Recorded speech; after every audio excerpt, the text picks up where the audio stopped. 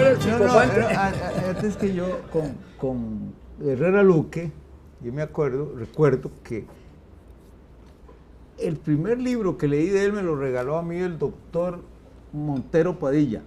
Un gran venezolista, bolivariano. Sí, muy bolivariano. Y muy vinculado a la cultura venezolana. ¿Cómo se llama? Álvaro. Álvaro.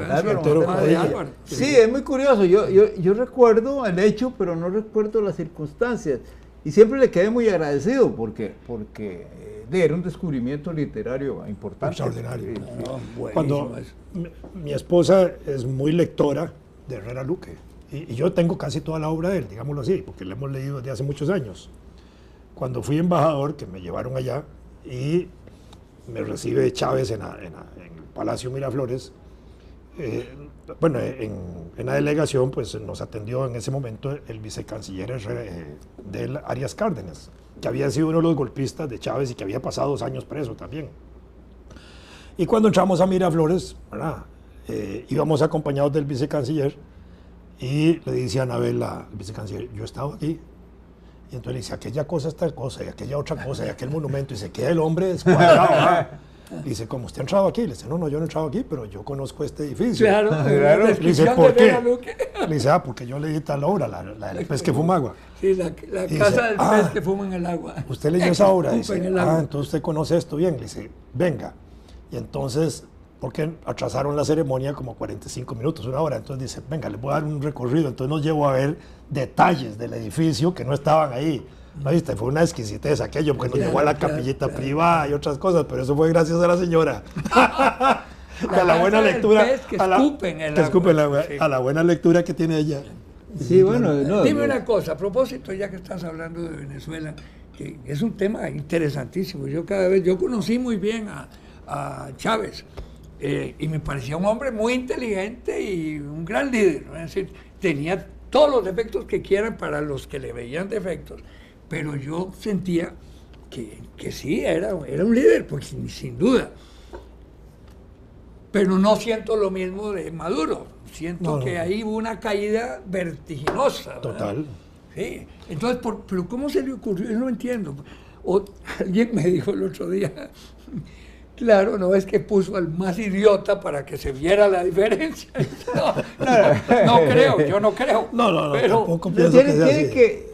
A ver, bueno, es que en eso... En la experiencia que yo tuve allá en 2 años, yo creo que en la sociedad venezolana no había un líder político como Chávez. No, ¿verdad que no? Ni en el chavismo, ni en la oposición. Sí. Primero, era un tipo extraordinariamente inteligente. Segundo, con una capacidad comunicativa también estupenda. Un gran conocedor de la historia. No solo de la historia de Venezuela. No, universal. De la historia de Venezuela sabía detalles. Sí, increíble. De la historia de Bolívar conocía todo, se sabía discursos de memoria, que a veces se los echaba. Sí. Cantaba. Circulaban en las calles de Venezuela disquillos de esos compactos, piratas con canciones de Chávez. Yo anduve buscando y nunca encontraba, pero los vendían. Se sabía canciones desde la Patagonia hasta México, ¿verdad? Rancheras, tangos, de todo. Del folclore venezolano, canciones regionales por todo lado. Tenía una capacidad así como para improvisar las bombas nuestras del punto. Allá había una música venezolana que tenía ese tipo de cosas, y improvisaba y lo retaban, y él improvisaba. Era una cosa impresionante, era así pimponesco, de ping-pong, ¿verdad? Manejaba los datos a un extremo que yo decía, este carajo no tiene una capacidad de datos, o los conoce o los inventa, pero los maneja, ¿verdad? No había manera. Cuando echaba discursos, de pronto sacaba como un abanico 10 o 15 temas fuertes, y sobre eso se armaba una discusión nacional después, y él iba por donde él quería, y ponía a todo el mundo a discutir por todos lados. Así como era de voluminoso para la información que manejaba, tenía también una capacidad histriónica que tampoco yo se la veía a ningún dirigente allá, ¿verdad? Y tenía la facultad de hacer un discurso muy serio o un discurso a lo pachuco. Sí. Y desde insultar al embajador norteamericano en Caracas o hacerse un discurso muy académico. No, carajo, era impresionante. Bush, aquí estuvo el diablo. Yo recuerdo la reunión de... Todavía huele a azufre. La reunión de Maracaibo, cuando hicimos el ingreso a Petrocaribe, que solicitamos, allá llegaron 3 ministros de Costa Rica, y uno de ellos me dijo, mire, Vladimir, es que a mí me impresionó Chávez, dice, porque habló de problemas mundiales y de las cosas creadas en una información extraordinaria, al margen de cualquier otra cosa. Y así era una cosa coincido plenamente contigo. A mí me impresionó y Beto se reía, decía, no, hombre, es un payaso, no sé qué. Y tenía una capacidad para enamorar a la gente extraordinaria, mujeres, hombres, niños, aquella todo. Reunión de la OEA, cuando Colombia, que era Álvaro Uribe, había atacado a aquel grupo que estaba en la frontera, pero en territorio ecuatoriano, y se armó aquella discusión, y entonces se paró, y se fue donde Álvaro Uribe, y dice, vea, usted y yo nos conocemos desde hace rato, y le empezó a hablar de las historias de ellos dos en épocas diferentes, y Uribe estaba diciendo, sí, así, pero qué bárbaro, es decir, se lo comió. Increíble. Cuando yo presento credenciales lo provoco. Porque primero nos habían dicho, el acto de presentación de credenciales va a ser de 45 minutos por cada embajador. Pueden llevar a todo el personal de la embajada, la familia y amigos, ¿verdad? Después nos lo redujeron, al final lo redujeron solo al núcleo familiar porque eran de 15 minutos, porque iban a recibir 9 embajadores de un solo tiro. Entonces dije, bueno, yo voy a provocarlo, ¿verdad? Y entonces ya presentamos las credenciales, el acto formal, y entonces uno tiene que hacer unas palabrillas ahí, y entonces yo le digo, mire, presidente, entre las cosas que le digo, mire, presidente, me gustaría el próximo año, yo presento credenciales, como decir, en agosto, el próximo año me gustaría aquí coordinar con el canciller Maduro y con la Cancillería, provocándolo a él en términos de lo que él quería oír, digo, los actos conmemorativos a la batalla de Santa Rosa y la batalla de Rivas en marzo y abril del próximo año, que son las primeras derrotas al imperialismo en Centroamérica y en América Latina, y se queda Chávez descuadrado. Yo sabía que era aquella granada. Y entonces empezó a preguntarme. Al final, lo que iba a ser 15 minutos duró casi 50, ¿verdad? Pero, para entender lo que era Chávez, como 3 semanas después, en un discurso, empezó a hablar contra los filibusteros norteamericanos. Bueno, claro. Ya había averiguado... Que prestó atención, pero que lo grabó mentalmente. No solo eso, había averiguado, se había informado y manejaba la información. Y después publicaron un librito en Venezuela sobre antiimperialistas y héroes antiimperialistas de América Latina, y ahí metieron a Juan Santamaría y a Juan Rafael Mora. Sin consultarme a mí ni a la embajada, hecho por ellos. Pero ese era Chávez. Oye, Maduro era canciller en ese entonces, ¿no? Era... Maduro era, digamos, había sido dirigente sindical del Metro. Sí. Ahí hace su carrera, desde el 92 se le pega a Chávez. Después, en los días finales del 90, está en la lucha de esa política, llega a ser diputado. Ahí ya desarrolla parte de eso. Casado con una mujer extraordinariamente inteligente, que fue presidenta del Congreso, muy buena para el activismo político, para el discurso, una mujer muy inteligente, la mujer ahí me encantaba oírla. Maduro termina metiéndose en el círculo cercano de Chávez, y es de los pocos ministros que tiene duración, porque entre el año 1999 y el año 2009, más o menos, en esos 10 años, Chávez rotó sus ministros casi en 312. No, hombre. Sí, en promedio era cada 15 días, cada 3 semanas, mes y medio. Eso no se puede transmitir ahí para inocular. No, que lo hagan aquí. No, pero los rotaba, era una cosa, los cambiaba, los ponía a girar dentro del ministerio, ¿verdad? Y el único que tiene una duración estable es Maduro, que dura como 8 años en el ministerio. ¿Qué era el ministerio? De Relaciones. En Relaciones. Era Relaciones. Ahí. Sí, entonces mantiene, y yo creo que el momento en que Chávez sabe que se va a morir, piensa que el ministro que le puede dar algún grado de continuidad es aquel que tiene más duración con él. Eso es lo que yo creo. Y está más maduro.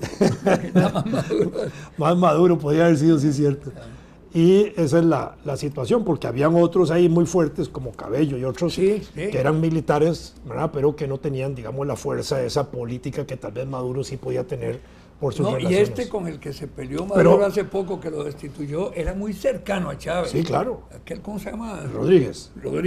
Sí. Y en el caso de Maduro y Chávez, para tener un ejemplo de esa caída que señalabas, Álvaro, de cuando Chávez se presenta en su última campaña, un año antes de morir, 9 meses antes de morir, gana por el 26% de diferencia.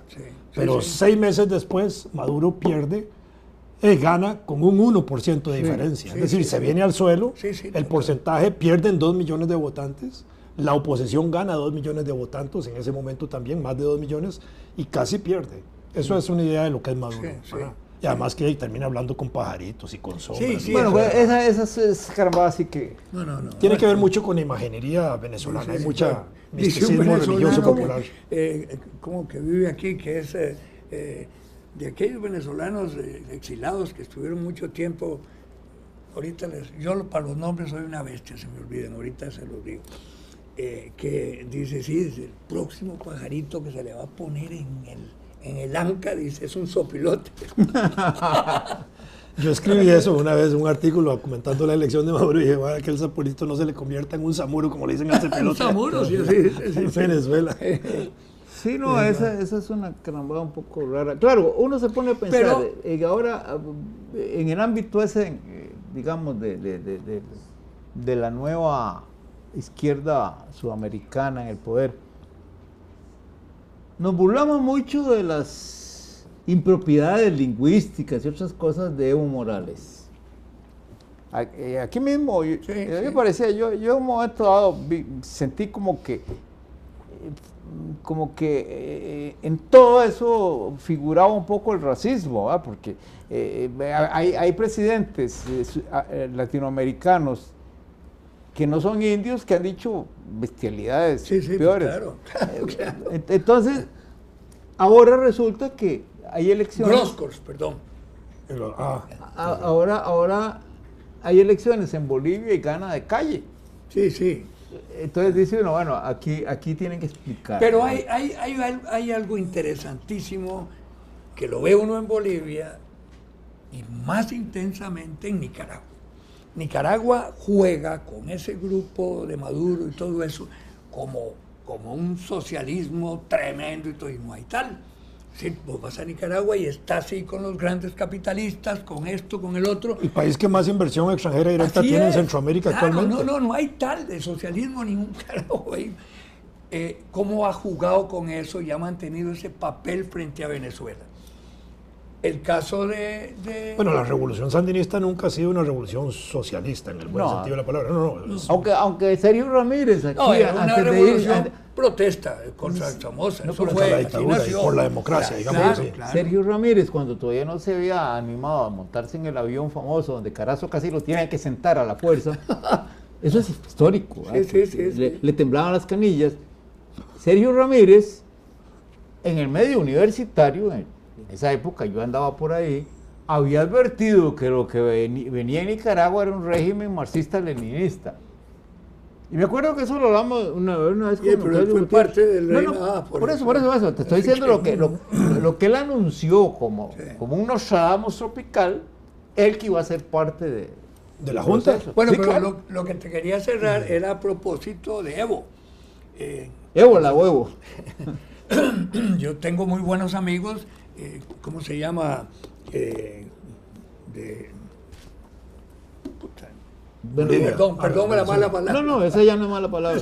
No, ya la Corte dijo hace muchos años que no era ni siquiera ofensiva. Evo en Bolivia, que hay un gran sector de Bolivia que participa más de regímenes de derecha y que son muy influenciados. Más, hay 4 estados en Bolivia que están dominados, y él ahora acaba de ganar ahí. Exactamente, él se ha metido y los maneja y no es tan ostensible ni tan cerrado de magín como Maduro. Es decir, ha sabido manejar la cosa. Parece que el que sabe manejar eso es el ministro de Economía.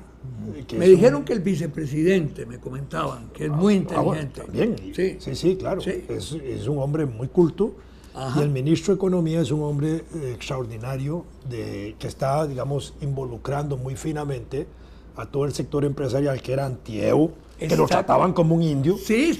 Lo trataban como un indio. Sí, claro, es que ese es el factor. Los ha ido incorporando y en estas elecciones últimas, en esos estados del gran capital boliviano, les han ganado incluso. No. A mí Bolivia, maravillosamente. El caso de Bolivia me trae al caletre un poco el de Sudáfrica, ¿verdad? Que había el aspecto racial estaba ahí, pero luego todo el mundo tuvo que ser pragmático. Sí, claro. Esta es la realidad. Etnográficamente, demográficamente, esto es así, hay que aceptarlo, ¿verdad? Supongo que alguien propondrá que en el futuro se le cambie el nombre al país, ¿verdad? Se llama Evoluvia, pero...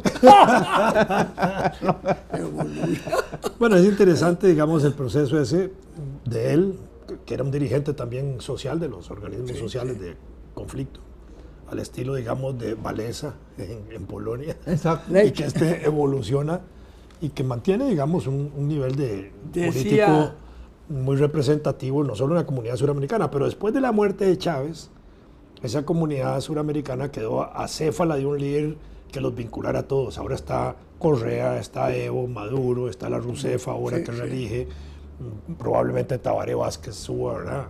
Ahí va, pero eso ya se desintegró en ese sentido. No hay un líder así carismático a ese nivel de ellos que los amarre. El que podría destacar más es Correa por su capacidad intelectual y su capacidad y habilidad política que tiene, porque efectivamente la tiene. Es un tipo... Incluso porque cuando él gana en una situación muy parecida a la de Luis Guillermo, ¿verdad? Con una asamblea en contra de toda la cosa, y entonces se saca de la manga la constituyente, ¿verdad? Y ¡pum!, por ahí golpea y reproduce y multiplica votos. Oye, a propósito, eso debió haber hecho Luis ahora Guillermo. Que citaste a Lech Walesa, que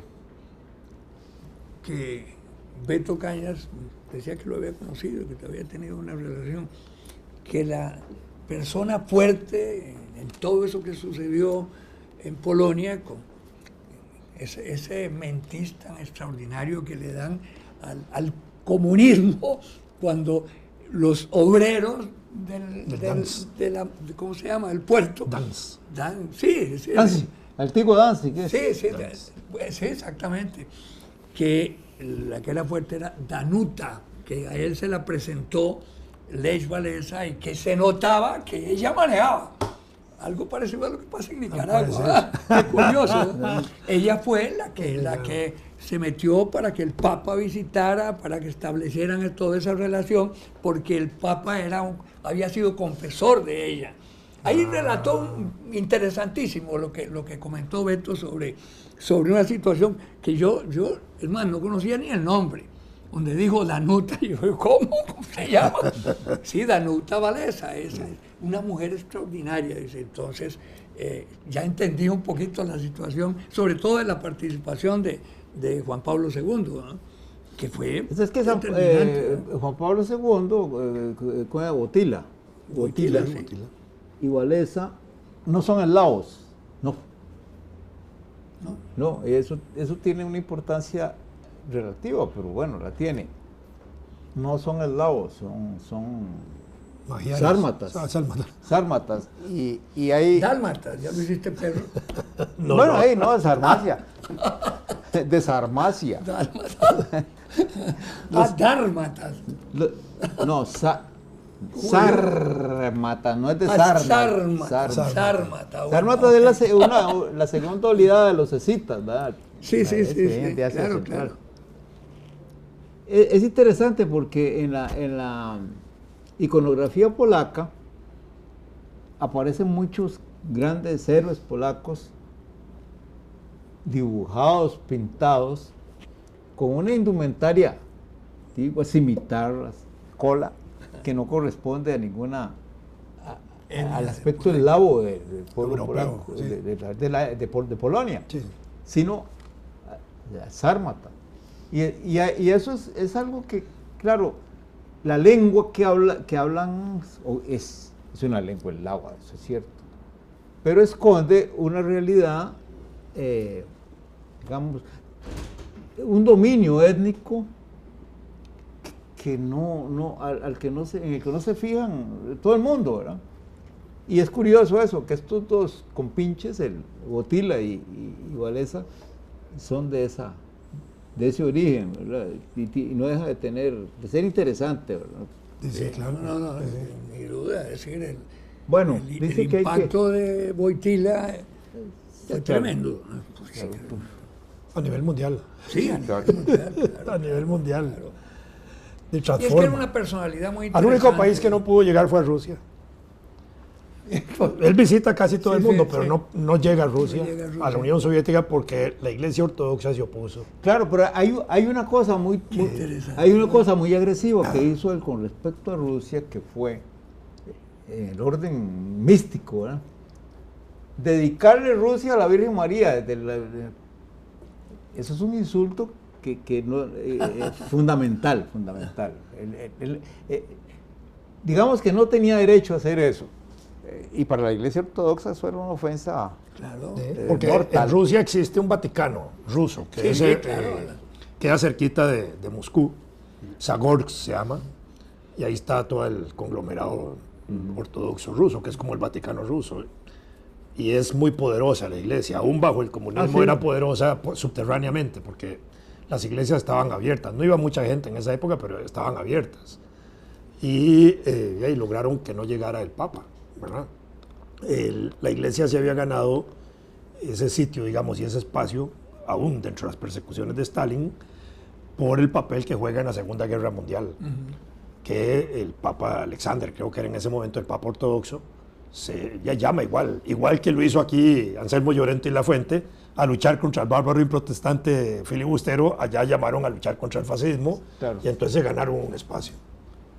Parece que hay que aterrizar. Hay que aterrizar. Sí.